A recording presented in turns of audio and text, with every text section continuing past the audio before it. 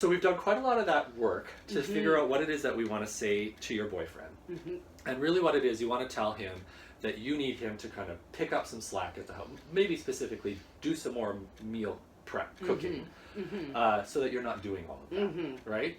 So let's move right into a role play. I'll play your boyfriend if that's okay. Yep. All right. And you play you. Okay. And let's kind of look at first how it sounds passive aggressively, or what would happen if it was passive aggressive communication, how that would sound if it's plain old aggressive communication around this, and then we'll use this assertiveness script that we've talked about. When you blank, I feel blank, make sure you name an emotion there. I feel blank.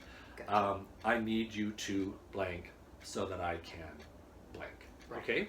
So any questions about that? No. Okay. All right. Sounds good. So the idea again being that you need your boyfriend to do more cooking. Yeah. Okay. So how does that sound? What does that look like or sound passive aggressively?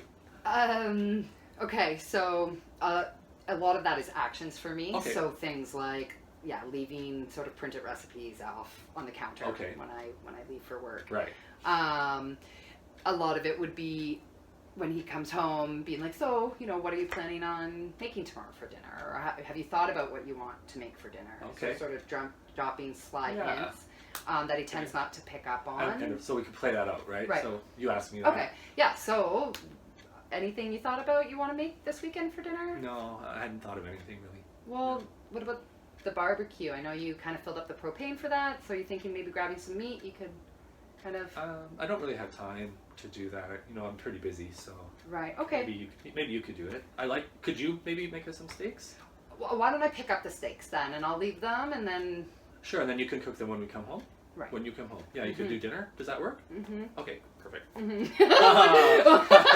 can feel myself wanting to go into the aggressive mode of communication. So that's kind of the danger of passive aggressive, right? Yeah. Okay. Yeah. Okay. It hasn't really worked so well for me. All right, so let's keep going. Okay. Don't blast me too hard. I won't. All right. So why don't you just do the steaks then? Okay. Well, first of all, I know when we moved in, you agreed that you're not great with cooking, but you said barbecuing was going to be your thing. So you filled that propane like a week ago, and you still haven't barbecued. So I just don't understand why that's something that you are just not going to do. It's important to me, and you're just not even doing it. Right. Well, how do you I know. I was feeling that. Yeah. It's frustrating. Sure. It's really frustrating, and I know it's not a great way to communicate, but I think that's my natural go-to, and it's creating such issues between us. Yeah. And so just to kind of highlight that aggressive, your hands were going, your voice got elevated. I was feeling that emotion coming off you. So that's the aggressive piece. Let's try assertive. Let's try being straight, just clear, concise. I feel you can use the script, or what do you feel like? We're in the moment. Go for it. So when you say you're going to help around the house more and you don't make meals more often, it really makes me feel frustrated. And I really do need you to help out a bit more. I'm under a lot of pressure. My work schedule is not ideal, and I feel really overwhelmed with the amount that I feel falls on my shoulders. Okay. Oh, okay. Well, thanks for letting me know. How can we do something? Should I barbecue steaks tonight? Would that help? I think that would really help. Okay. I think that would really help, and maybe I can just put my feet up for tonight and have some steak. Okay, let's do that. Okay. All right, how did that feel? That felt vulnerable, and maybe a little strange, but much more effective. Okay. Why don't you try it one more time? Okay. You kind of worked it through, but get a little more concise. Okay. Okay. A little clearer. Okay. What do you want to say to your boyfriend about cooking dinner? When I feel like when you're not helping out as much as I think you can. Now let me start over. Okay. When you don't contribute to the meals, I feel upset and frustrated, and I really need you to help me out a little bit more. I need to feel like we're in this together. Okay. So when you don't contribute to meals, I feel frustrated and overwhelmed. I need you to cook dinner at least 2 times a week so that I can have a little breathing room. Right. So that was my spin on it. Yeah. You go. How do you want that to sound? Okay. So when you don't help out, does that feel blamey, judgy? No? Okay.